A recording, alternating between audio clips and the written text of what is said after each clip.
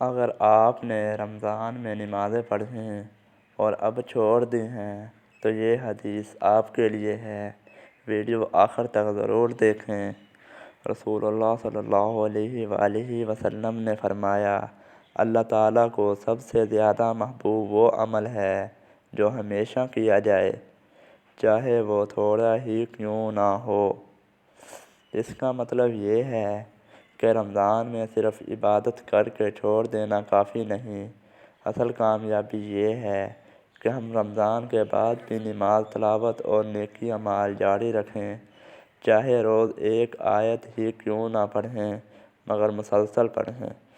رمضان ختم ہو گیا لیکن اللہ تو ابھی بھی وہی ہے۔ آج نیت کریں، کم عمل کریں مگر روز کریں گے۔ اگر آپ چاہتے ہیں کہ رمضان کے بعد بھی آپ کا دل عبادت میں لگا رہے تو کمنٹ میں لکھیں، یا اللہ استقامت دے۔